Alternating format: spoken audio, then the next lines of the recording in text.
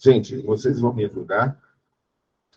Eu gostaria de compartilhar o que penso estar no coração de Deus para nós, para este momento.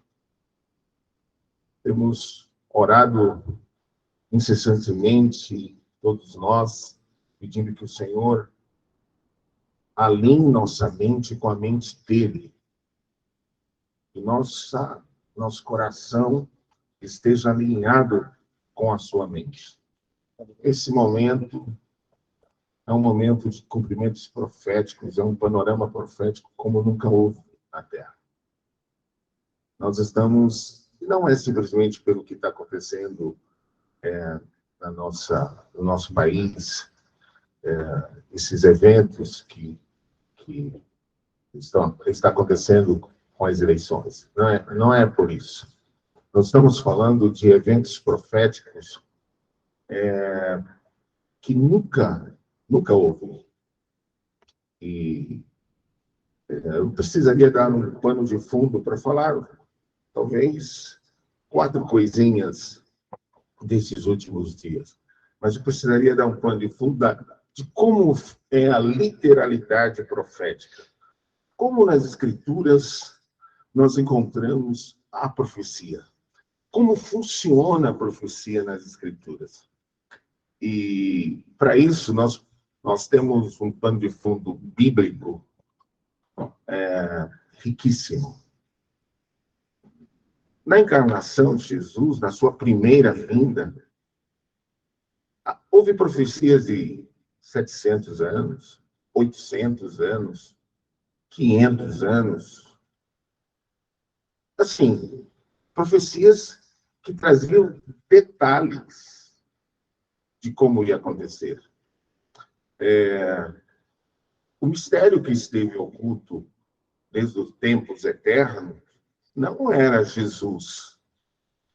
Jesus não era um mistério oculto.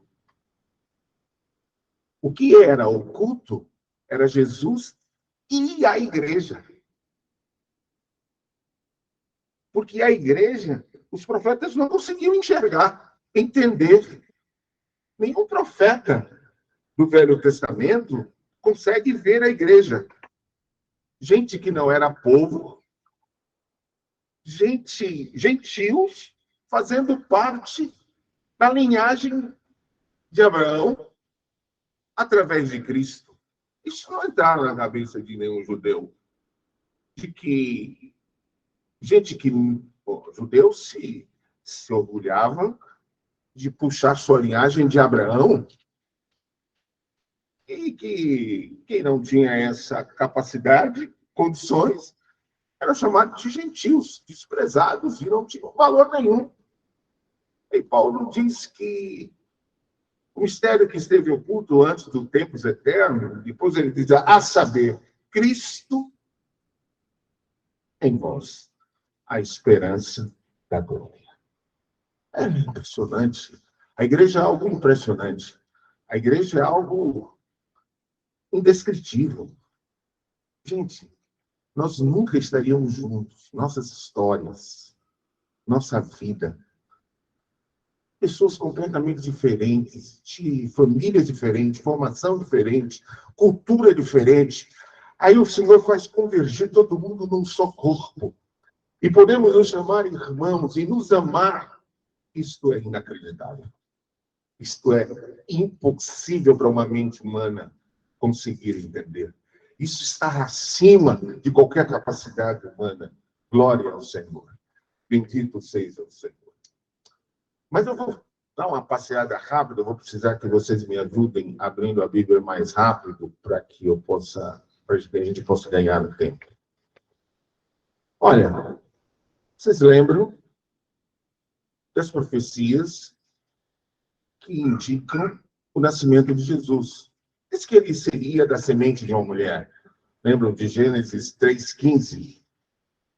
Ele seria da semente de uma mulher. Cumpre-se em Gálatas 4,4, quando Paulo declara isso de forma muito, muito evidente. Ele constata que aquela profecia foi cumprida. Você encontra lá que ele seria descendente de Abraão, em Gênesis 18, versículo 18. Vou passar um pouco mais rápido, destacando algumas mais importantes. Gênesis 12, versículo 3, por exemplo, seria descendente de Abraão. Quem seria descendente de Abraão? Que mudaria a história da humanidade. Podemos ler Gênesis 18, versículo 18, só para dar um destaque aí. Alguém quer achar? Se você achar, já lê. Visto que Abraão certamente virá a ser uma grande e poderosa nação, e nele serão benditas todas as nações da terra. Ali, de quem está falando? Em Gênesis 12, versículo 3, você vai ver a repetição de outro versículo. 12, 3, você vai encontrar já a indicação de que Jesus nasceria de Abraão. Em Atos 3, 25, Mateus 1, versículo 1, Lucas 3, 24, você encontra lá Jesus na descendência de Abraão. Diz que ele seria descendente de Judá. Lembra? De Gênesis 49, 10, aquele momento de Jacó. Alguém pode ler, por favor? Gênesis 49, 10. Ele vai ser de Judá. O cetro não se apartará de Judá, nem o bastão de comando de seus descendentes, até que venha aquele a quem ele pertence, e a ele as nações obedecerão. Esta profecia é terrível, porque ela diz exatamente do domínio e do império de Jesus. Aleluia. Repete ela, por favor. O cetro não se apartará de Judá, nem o bastão de comando de seu descendente, até que venha aquele a quem ele pertence, e a ele as nações obedecerão. E você vê que fala de descendente, o descendente. Quem é esse que as nações obedecerão? Lucas 3, 33. Você pode ver cumprimento, observação, constatação profética. Alguém? Nação, pode ler. Por favor. Filho de Aminadab, Aminadab, filho de Admaim, Admaim, filho de Anri, Anri, filho de Esrom, Esrom, filho de Pérez, filho de Judá. Está na genealogia de Jesus. Aí está cumprimentos proféticos absurdos. Os 500 anos. Miqueias deve ter sido escrito 500 anos antes de Jesus. Dizia exatamente onde Jesus iria nascer. No capítulo 5, versículo 2. Ó, tu Belém de Efrata, pequenina, em ti nascerá o rei. Aleluia. Dito. Veja, Miqueias 5, 2. E tu, Belém, Efrata, pequena demais para figurar como um grupo de milhares de Judá. De ti me sairá o que há de reinar em Israel, e cujas origens são desde os tempos antigos, desde os dias da eternidade. Essa profecia é arrepilante, porque 500 anos antes, assim, olha, uma pequena cidade, tipo Belém de Efrata, vai nascer alguém. E repete aí, por favor, Edmar. Eu já fui profeta. Ah, desculpa. Mas quem está nesse texto? Diz. E tu, Belém Efrata, pequena demais para figurar como grupo de milhares de Judá. De ti me sairá o que há de reinar em Israel, e cujas origens são desde os tempos antigos. Olha, cuja as origens. Ele nasceu em Belém, Mas antes de nascer, ele já existia. Aleluia! Mas 500 anos antes, a cidade onde ele nasceu, inclusive, Jesus chega em Belém 2 horas antes do seu nascimento. É uma questão matemática. Tem gente cuidando de que as coisas aconteçam exatamente como ele diz. 2 horas antes, ele chega em Belém. Não tem lugar para nascer. Nasce numa estrebaria. Porque Deus disse assim. Aleluia. Aleluia. Aleluia. Mateus 2, versículo 1. É para mim importante dizer alguma coisa profética, mas que o nosso coração se encha de grande gozo, sabendo que há alguém que controla a história. Aleluia. Amém. Que exatamente como ele disse, se fará. Amém. E ninguém pode mudar. Aleluia. Aleluia. Aleluia. Aleluia. Mateus 2:1.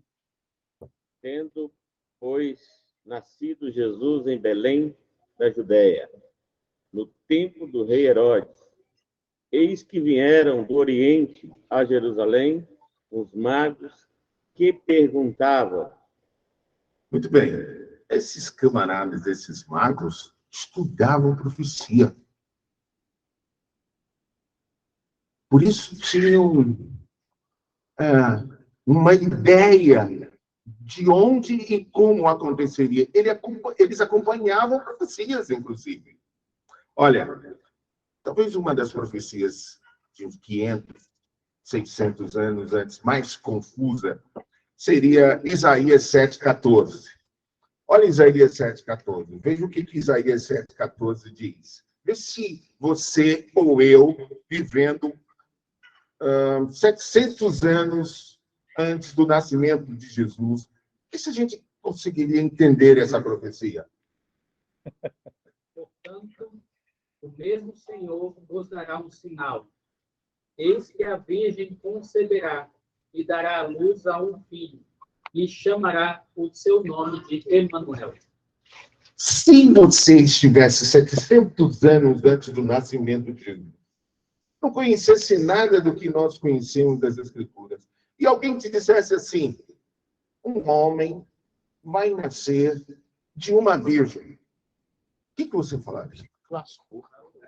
Você diria assim, bom, esse profeta eu respeito muito, mas ele não passa de um maluco, como todo profeta era considerado. Por que dizer que o rei ia nascer de uma virgem e deu até o nome dele? Mas nasceu. E nasceu de uma virgem. Aleluia. Mateus 1,18. Não enche o nosso coração de alegria ver as profecias da forma que elas são ditas e cumpridas. Não é verdade? Não dá uma alegria. Pega alegria. Aleluia. Vamos lá. Mateus 1,18. Ora, o nascimento de Jesus foi assim. Dona Maria, sua mãe, esposada com José, sem que tivesse antes coabitado, achou-se grávida do Espírito Santo. Pronto. Cumpriu. Está dito. Ele disse, está dito. Você lembra da matança dos meninos? Negócio mais inacreditável de que Jesus nasceria e que haveria matança de crianças em busca.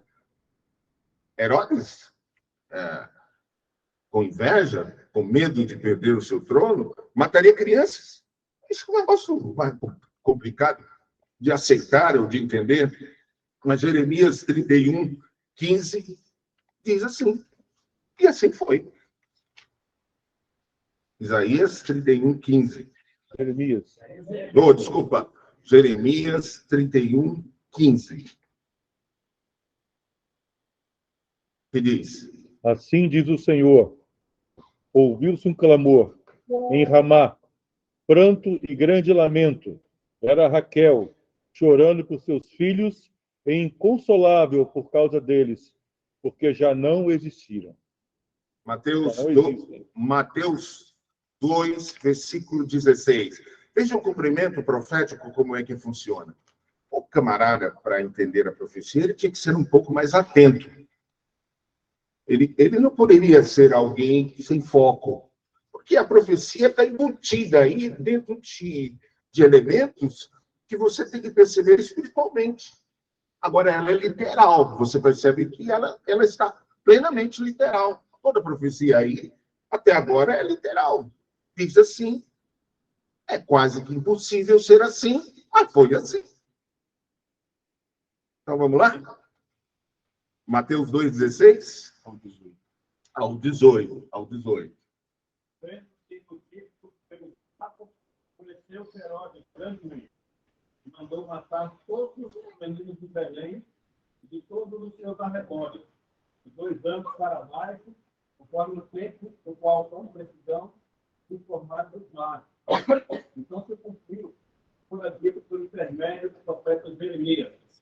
Ouviu-se um clamor em Ramá, pranto e grande lamento. Era Raquel orando por seus filhos, e ele inconsolável, porque não mais fugir. Aleluia! Profecia era cumprida à risca. Não tinha negócio de, mas foi mais ou menos, ou quase isso. Não, foi isso. Foi isso que Deus disse. O Senhor disse assim e assim. Foi. Vocês se lembram da saída de Jesus para o Egito? Profetizado por Oséias.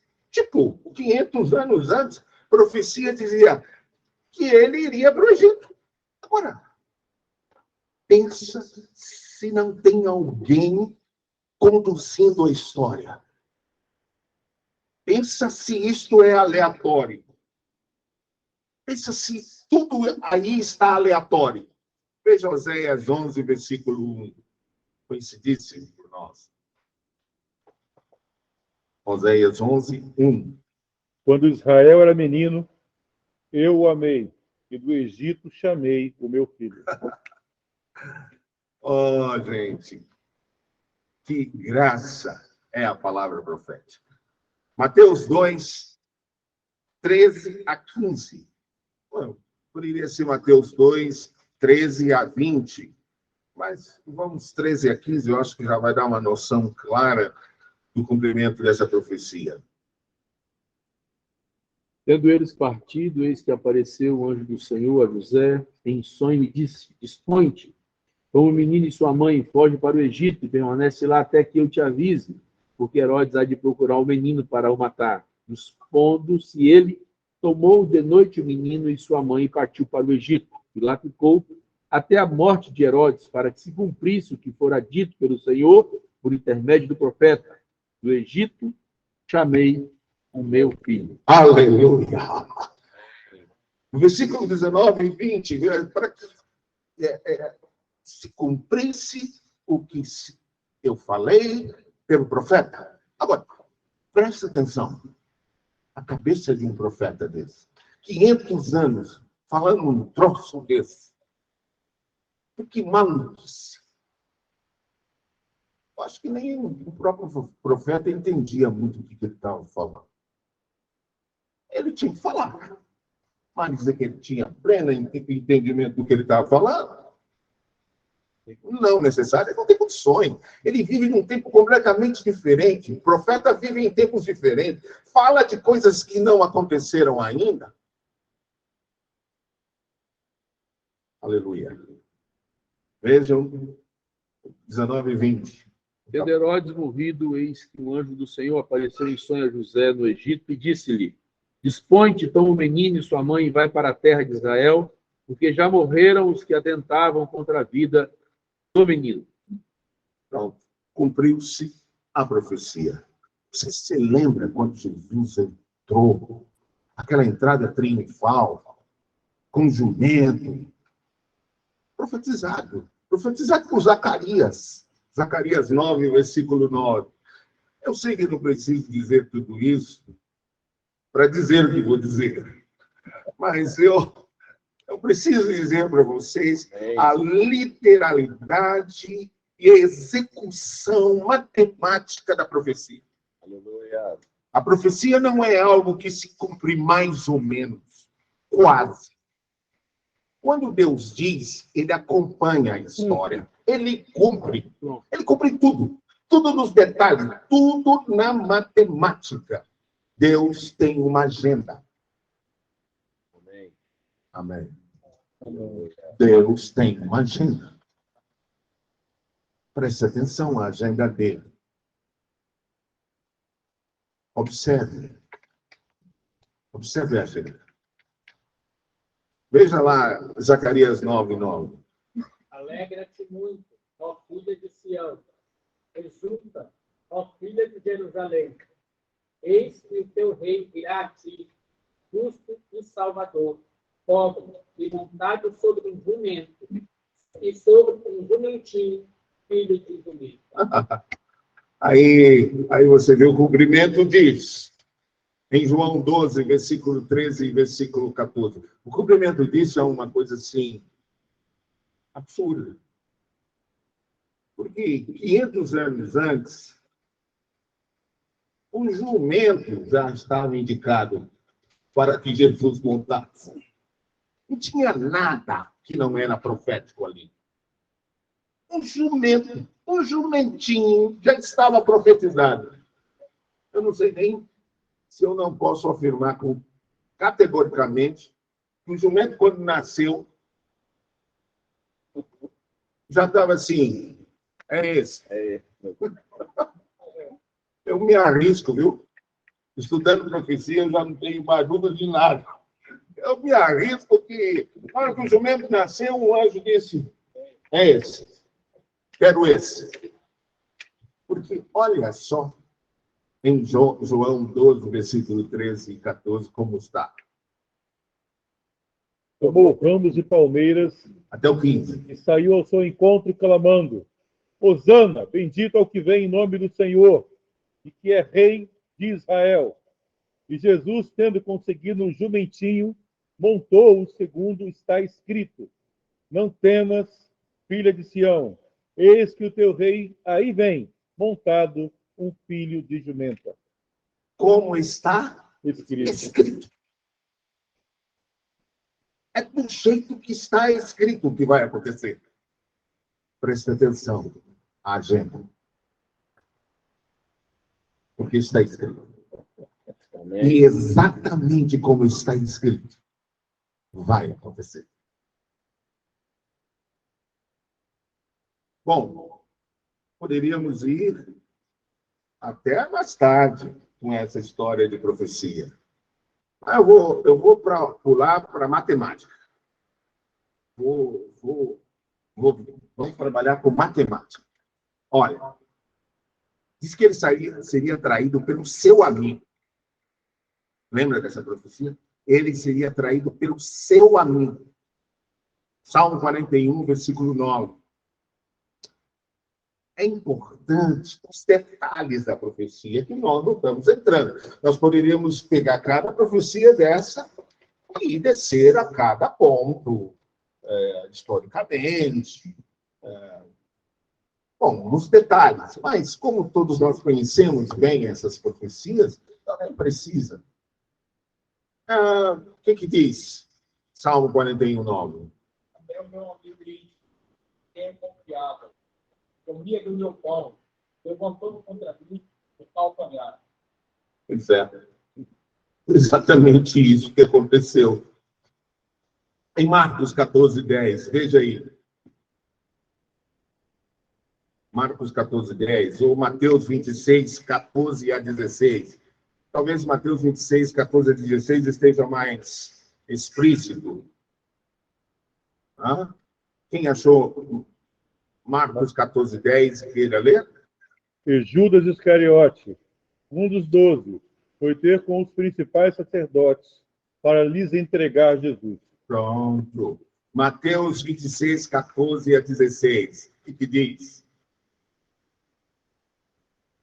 Então, de corpo chamado Judas Iscariote, e de que são os principais sacerdotes do corpo. E me terei, tá? E eu vou entregarei. Pagaram 30 moedas de prata. Nesse momento, diante, estava indo de boa ocasião, estava Marcos 14. Tem? Eu li o versículo 23. Pronto. E ele respondeu: o que mete comigo a mão no prato, esse me trairá. É o do pão. Mete a mão comigo no prato. Do pão. Esse me trairá. Do pão, sim. Profetizado. Você, olha, realmente tem uma música que diz que ninguém explica Deus. E é verdade, tá? Ninguém explica Deus. Quem lhes deu primeiro para depois receber? Quem foi? A quem ele pediu conselho? Com quem ele fez entrevista para fazer o que ele faz? Ele faz o que lhe apraz. Porque ele é Deus. Bom, mas isso que seria vendido, em Zacarias 11, 12, diz que era por 30 moedas. Não era por 29, nem por 31, nem por 22, nem por 25. Era por 30. 30 é 30. Tem que ser 30. Porque quem disse foi o Senhor. E acabou. Poderíamos descrever porque 30 dentro das questões dentro da estrutura, a história judaica, mas a cultura, a história. Mas pensa, só quero dizer que ele disse que seria 30. Olha, Zacarias 11, 12, diz o quê? E eu lhes disse: se parece bem aos vossos olhos, dai-me o meu salário, e se não, deixo. E pesaram o meu salário 30 moedas de prata. Exatamente. Agora vai no versículo 13. No versículo 13. O Senhor, pois, disse: arroja isso ao oleiro, e esse belo preço em que fui avaliado por ele. E tomei as 30 moedas de prata e as arrojei ao oleiro na casa do Senhor. Você lembra o que aconteceu com as 30 moedas? Jogou no campo. Ele joga no templo. Exatamente como foi escrito.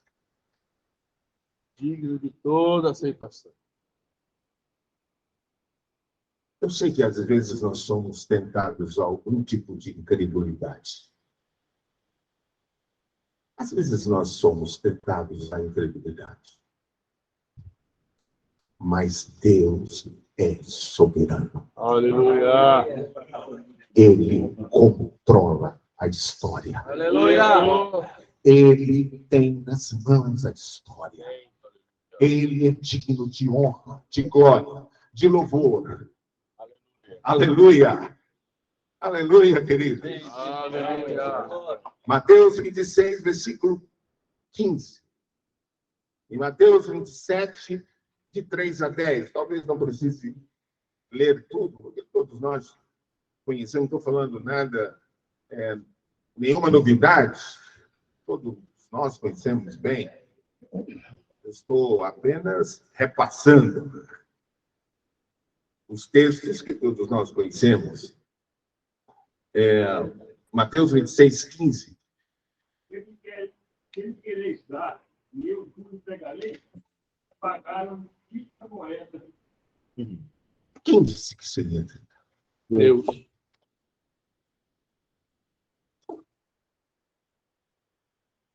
Eu gosto de um texto de Daniel, que é como termina a profecia e ele diz assim, e fim de papo. É mais ou menos assim que o camarada diz. Eu vou te mostrar o texto qual é, que eu amo o texto. Ele diz assim, e pronto. Acabou. Está dito. Glória a Deus. Aleluia. Glória a Deus. no capítulo 27 de Mateus, de 3 a 5, só para fechar aqui a matemática. Então, Judas, o que o traiu, vendo que Jesus fora condenado, tocado de remorso, devolveu as 30 moedas de prata aos principais sacerdotes e aos anciões, dizendo: pequei, traindo sangue inocente. Eles, porém, responderam: que nos importa? Isso é contigo. Então, Judas, atirando para o santuário as moedas de prata, retirou-se e foi enforcado. Oh, querido, quem disse que ele devolveria atirando? Não é assim. Daqui o saquinho. Não, a profecia não foi exata. Ele foi até 30 moedas de prata. Mas na hora de devolver, ele não atirou. Tinha que atirar. Ele tinha que atirar.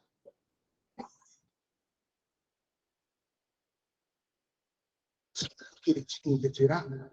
Porque Deus disse. Aleluia. Amém. Deus disse. Aleluia. E disse muita coisa. Que vocês todos sabem, nós todos sabemos. Diz que seria julgado, que manteria silêncio, que seria crucificado entre os malfeitores, que suas mãos e seus pés seriam furados, que seria escarnecido e desprezado, que daria um vinagre para ele beber. Tudo dito. Exatamente dito. Que os seus ossos não seriam quebrados, conforme a tradição, mas que o dele não. O dele não, e acabou. O dele não seria quebrado. Que fala de José de Arimateia, lá em Isaías 53. Do rico, que daria a sua sepultura. Que os seus vestidos seriam repartidos. Por exemplo, no Salmo 22, que é um salmo extremamente profético. Gente, o que eu vou pensar agora? O que eu vou dizer? Umas duas coisinhas aqui. Sobre profecia. A igreja não pode esperar tempos bons para frente. Por quê? Porque está profetizado. Está escrito.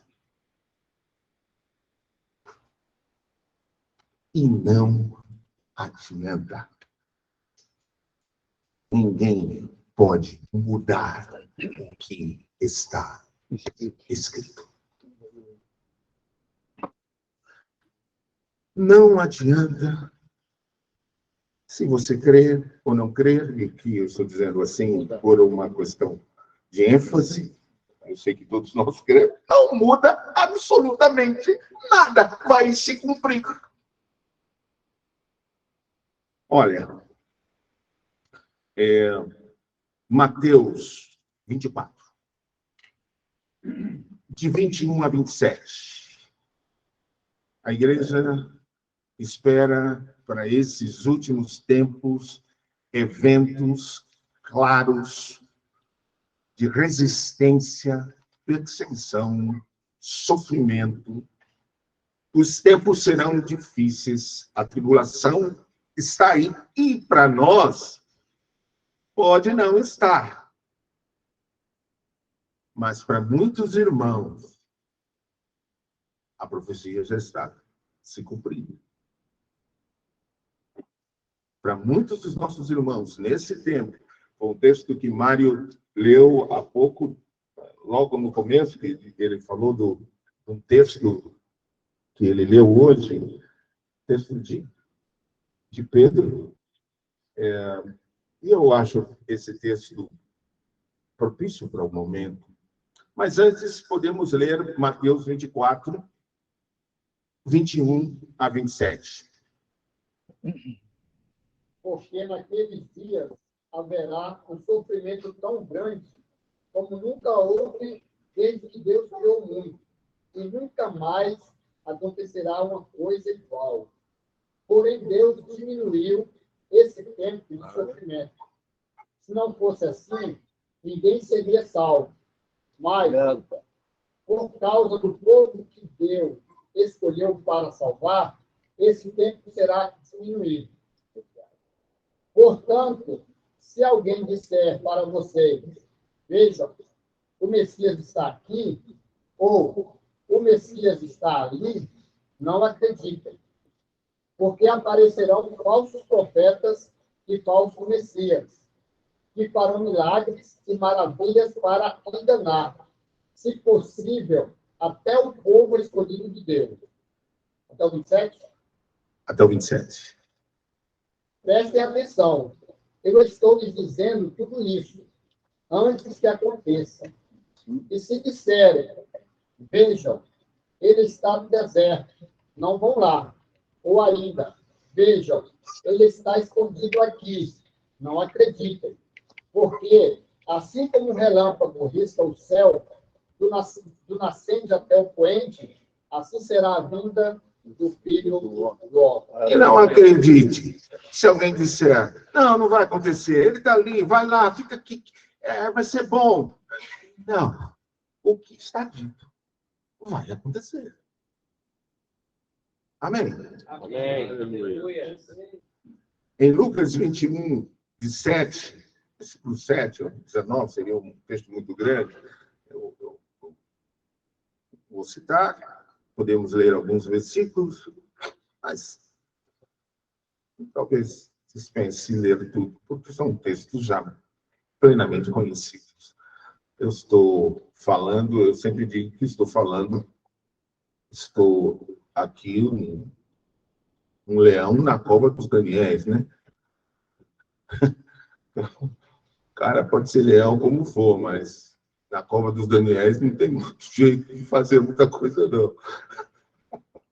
Então, tem Daniéis demais por aqui.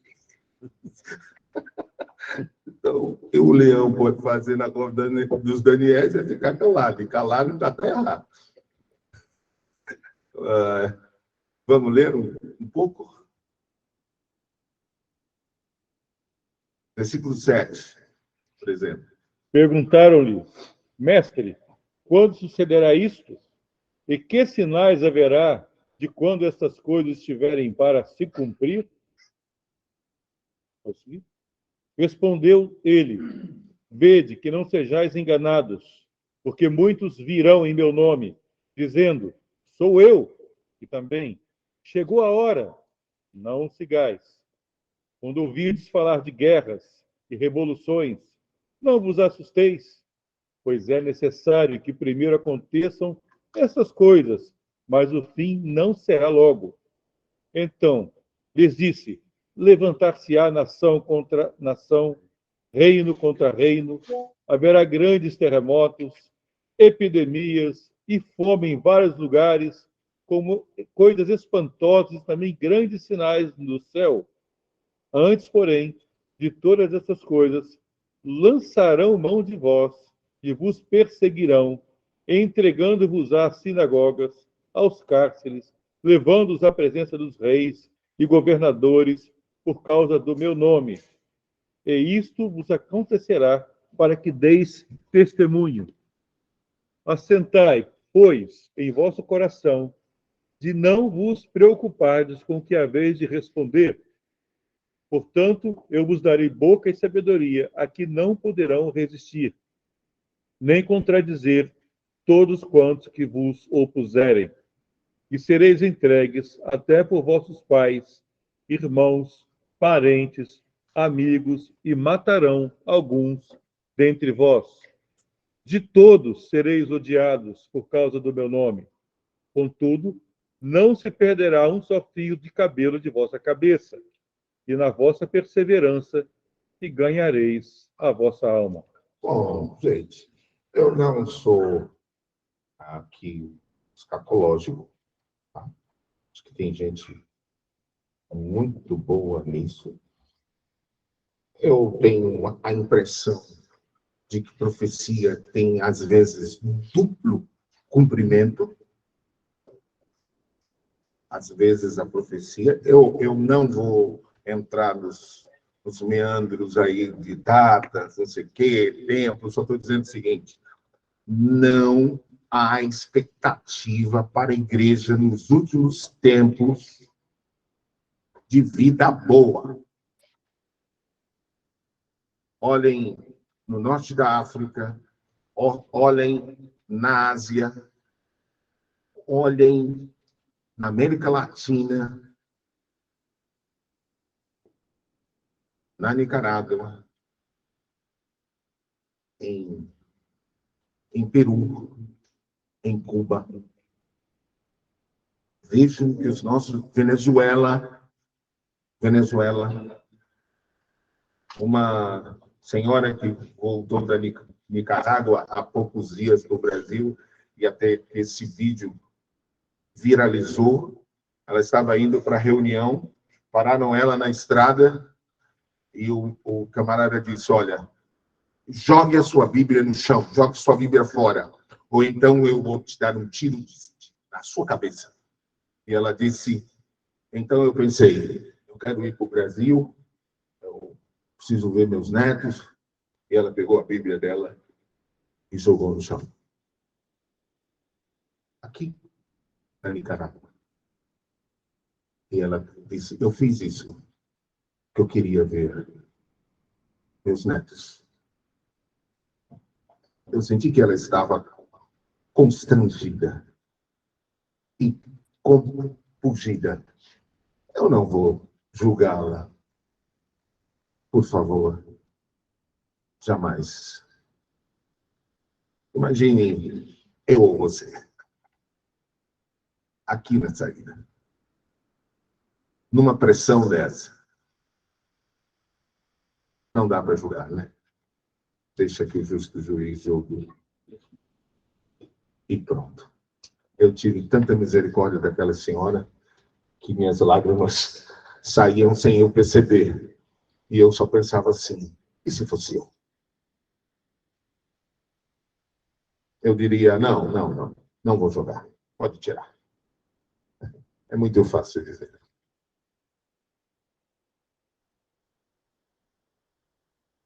Lucas 21, 34 a 36.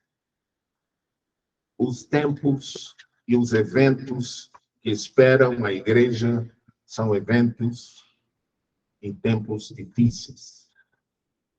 A igreja precisa tomar um posicionamento de um entendimento profético e de uma postura profética. E como nunca. Lucas 21, 34 a 36.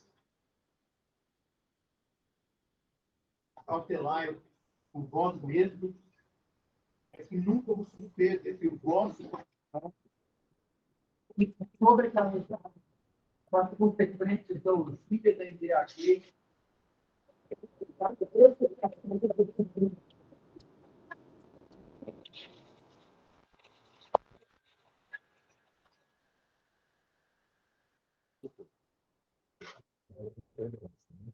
E para que aquele dia não venha sobre vós repentinamente como um laço, pois há de sobrevir a todos os que vivem sobre a face de toda a terra. Vigiai, pois, a todo tempo, orando para que possais escapar de todas essas coisas que têm de suceder e estar em pé na presença do Filho do Homem. Vocês percebem? Tá ouvindo?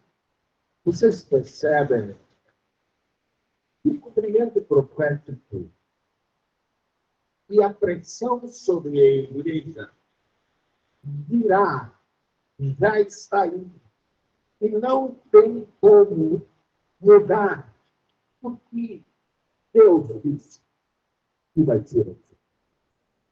Então, os tempos serão difíceis, com tribulação, perseguição, Satanás levantou a maior rebelião contra o Altíssimo. Quero dizer para vocês, no nome de Jesus, nós vamos vencer, tá? Aleluia! Eu vou dizer para vocês porque está escrito que nós vamos vencer, viu? Eu quero que vocês leiam a Bíblia comigo hoje, porque nós vamos vencer, viu? Aleluia! E nós vamos vencer, sabe por quê? Porque ele disse. Aleluia! Ele disse. Olha, a igreja entende que diante de todas as situações que ela passar, ele está no controle. Amém. Ele está no comando. Amém. Não é Lula, nem Bolsonaro, nem o STF, nenhum governo humano. Quem está no governo é o soberano dos reis da terra. Aleluia! E você quer saber logo para a gente ficar mais animadinho aqui? O último versículo do livro de Judas. Judas 1, 25. O último versículo. Esse versículo dá para ler, inclusive, de pé. Tem coragem? Ao único Deus, nosso Salvador, mediante Jesus Cristo, Senhor, nosso, glória, majestade, império, soberania, antes de todas as eras, e agora e por todos os séculos. Amém. Amém! Você diz e nós repetimos.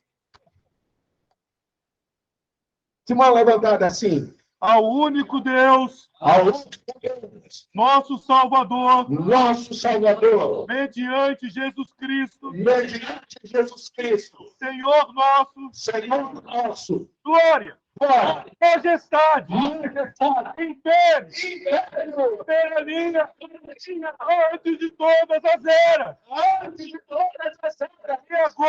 e agora, por todos os séculos.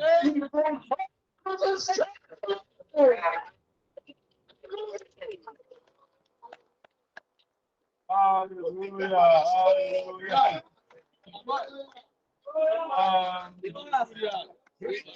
Toda honra, toda glória ao Senhor, Rei dos Reis. Receba o nosso louvor, nossa honra. Nos prostramos diante do Senhor, Rei eterno. Entregamos ao Senhor nosso destino, a nossa história. E cremos que é o Senhor quem dirige, em nome de Jesus. Aleluia.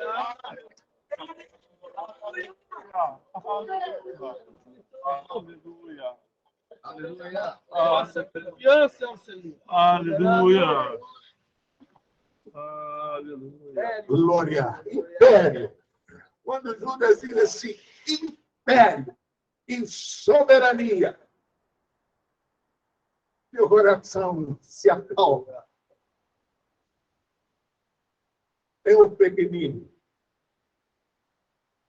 Porque quando eu temer, hei de confiar no Senhor. Aleluia. Isso não quer dizer que em dados momentos não passe medo. O medo vem.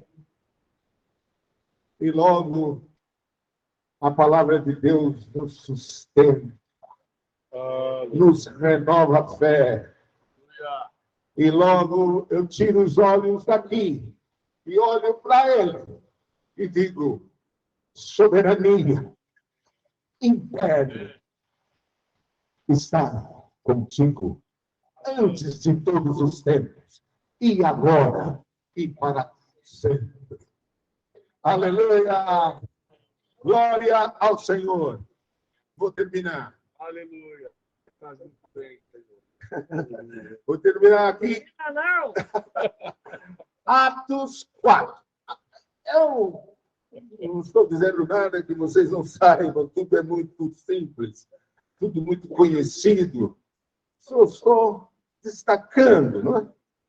Destacando o que todo mundo já sabe. Atos 4 revela uma atitude da igreja. Especialmente no versículo 23 em diante. A igreja está perseguida, pressionada, sob uma pressão muito grande. E os irmãos estão presos, sendo presos, mortos. E os principais dos sacerdotes e anciãos pressionam a igreja a ficar calada, porque tudo o que eles querem é intimidar a igreja. Uma igreja tímida, uma igreja que não tem força, uma igreja que se amedronta, uma igreja que teme a morte. É uma igreja que não triunfa. Não triunfa. Aliás, morte é um tema que nós precisamos conversar muito, muito, muito. Porque me parece que o terror da morte toma a igreja às vezes, de vez em quando. Como se a morte pudesse fazer alguma coisa por si só. Lembra que quando ele bradou, está consumado, que o véu se rasgou de alto a baixo, não, de baixo para cima, de alto a baixo. Todo o poder lhe foi dado. E ele tem as chaves de Davi, as chaves da morte. Se ele não quiser que morra, você não morre. Você acredita nisso? Quantos acreditam nisso? Eu acredito. Mas se ele quiser. Se ele quiser, acabou. Eu também acredito nisso. E é assim que funciona. Você é imortal. Até ele dizer, pode vir. Porque enquanto ele não disser, pode vir, ninguém tira. Ninguém toma. Ninguém mata. Agora, quando ele disser, fechou, deu. Subi cá. Cortar o fiozinho de prata. Acabou! Vou dizer isso no capítulo 12 e 13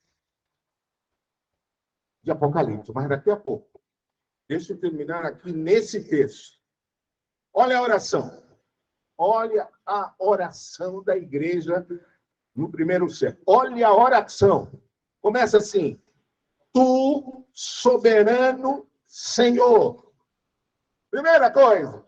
Tu, soberano Senhor. Não é Herodes, não são os governos do mundo. Soberano é o Senhor. Aleluia. Quem disse?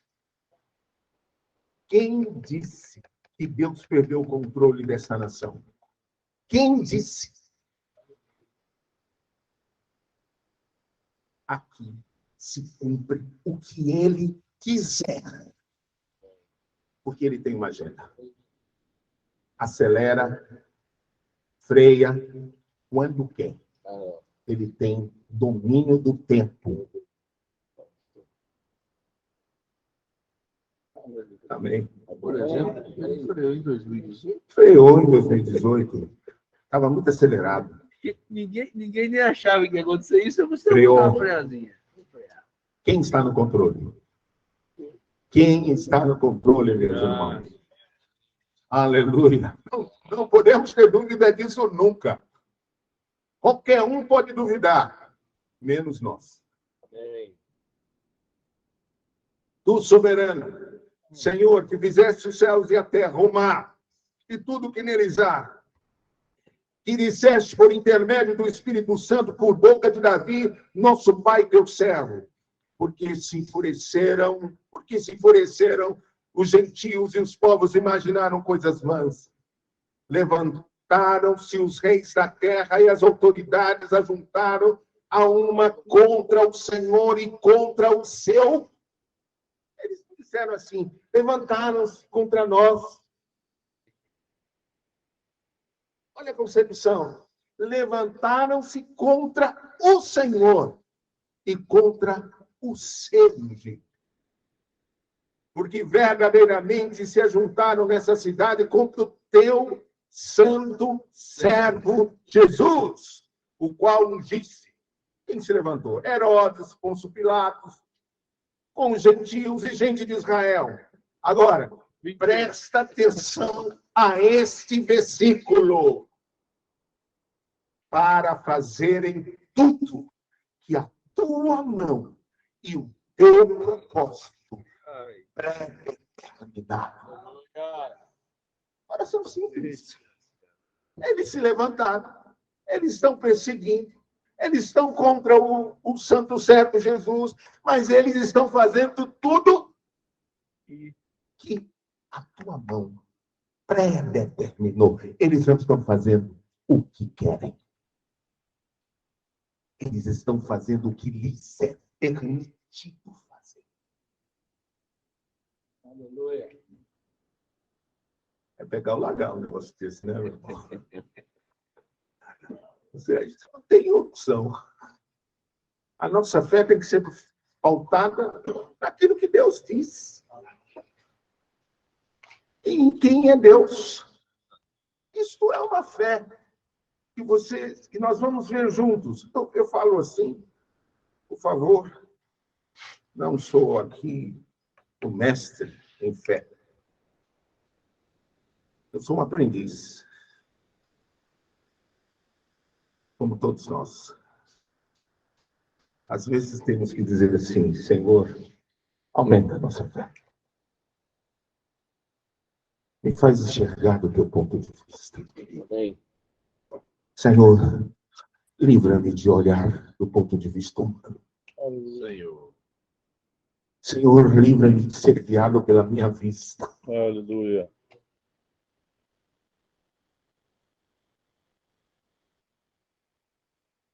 Bem, agora, olha o cerne da oração. Agora, Senhor, olha para as suas ameaças e concede aos teus servos que anunciem com intrepidez a tua palavra.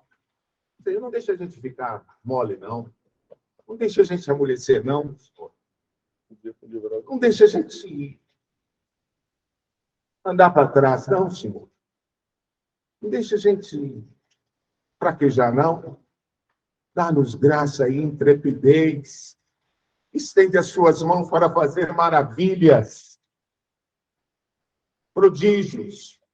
Aleluia. Bendito. Bendito seja o Senhor. Aleluia. Daniel 7. Dá uma olhadinha em Daniel 7. Daniel 7, eu passei esses 2 dias, eu pedi, eu agradeço ao Senhor por estar aqui, e eu estava muito precisando, viu? E Edeilton, muito obrigado pela sua hospitalidade. Me deixando lá num quarto sozinho, eu peguei minha mala, espalhei por toda a terra. Peguei minha Bíblia, abri e passo a maior parte do tempo olhando para ela. Não está vendo? Eu estou lendo, não, tá? Eu abri no capítulo em Daniel e parei aqui no 7 e eu não consigo sair do 7. Ele fica aqui, assim, na cabeceira, e eu olhando para o capítulo 7 de Daniel e eu não consigo sair do capítulo 7 de Daniel. Porque eu paro aqui no versículo 9, diz assim: continuei olhando até que foram postos os tronos, e o ancião de dias se assentou. Sua veste era branca como a neve, os cabelos da cabeça como pura lã. O seu trono era chama de fogo, e suas rodas eram fogo ardente. Um rio de fogo manava e saía de diante dele. Milhares de milhares o serviam, e miríades de miríades estavam diante dele. Assentou-se o tribunal, e se abriram os livros. Então estive olhando por causa da voz das insolentes palavras que o chifre proferia. Estive olhando e vi que o animal foi morto e o seu corpo desfeito e entregue para ser queimado. Quanto aos outros animais, foi-lhes tirado o domínio. Todavia, foi-lhes dado prolongação de vida por um prazo de um tempo. Significa que tem gente controlando o tempo. Os acontecimentos têm controle. Tem tempo, data, hora. Eu gosto daquela hora que o anjo disse para Ló e para a família dele. Diz assim: apressa, eu tenho tempo. Tenho hora marcada. Eu não falo um negócio assim, meio aleatório, não, tá? É um negócio assim. Vai lá, faz assim e assim. Hora e tempo marcado. Corre porque tem tempo. É mais ou menos assim. E diz assim: eu estava olhando nas minhas visões da noite, eis que vinha com as nuvens do céu, como o filho do homem, e dirigiu-se ao ancião de dias, e o fizeram chegar até ele. Foi-lhe dado domínio, glória e o reino, para que os povos, nações e homens de todas as línguas o servissem. O seu domínio é domínio eterno, que não passará, e o seu reino jamais será destruído.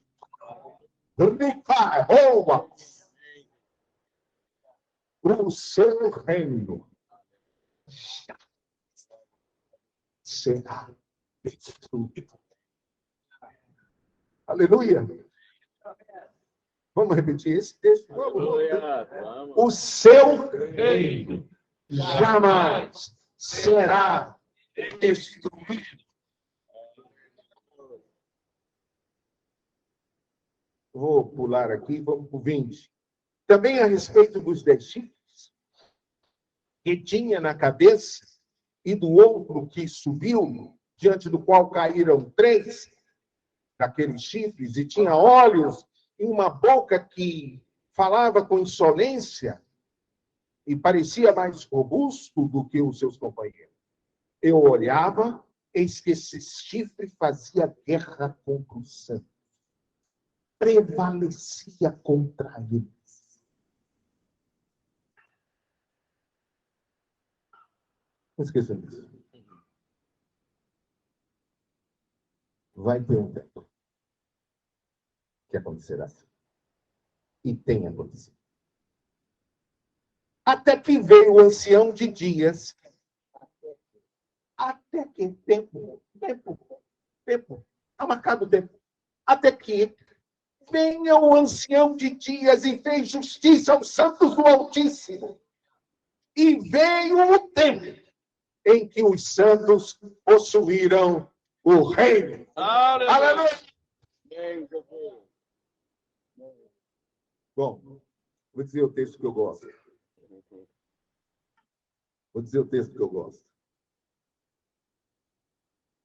Vamos lendo, né? Então ele disse: o quarto animal será um quarto reino na terra, o qual será diferente de todos os reinos, devorará toda a terra, pisará aos pés e o fará em pedaços. Os 10 chifres correspondem a 10 reis que se levantarão daquele mesmo reino. E depois deles se levantará outro, o qual será diferente dos primeiros, e abaterá a 3 reis. Proferirá palavra contra o Altíssimo, magoará os santos do Altíssimo, cuidará em mudar os tempos e a lei. E os santos lhe serão entregues nas mãos por um, Tempo. 2, Tempo. metade. Tempo. Tem tempo, tem hora, tem período. Não é de qualquer jeito. É do jeito que o ancião de dias disse.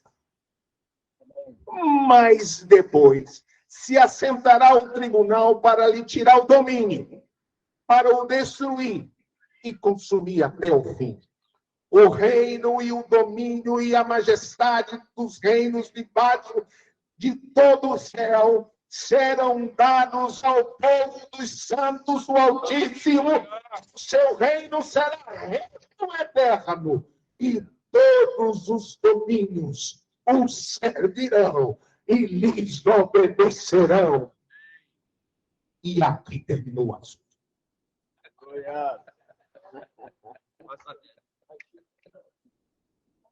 Aqui terminou o assunto. Foi o melhor momento que eu leio. Quando termina, ele termina aqui o assunto. Acabou. Fechou. Aleluia. Eu quero dizer assim para todos nós esta noite. Aqui terminou o assunto. Quem manda é ele. Quem governa é ele. E aqui termina o assunto. Não tenha dúvida. Não deixe que a incredulidade tome seu coração. Não tenha medo. Aqui termina o assunto. Ele domina e governa e reina.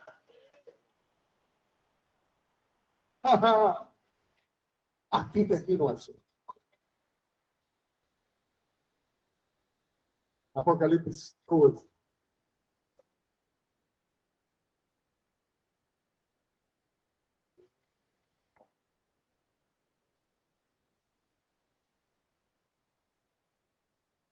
E diz assim, 12, versículo 11, 12, 11, 12.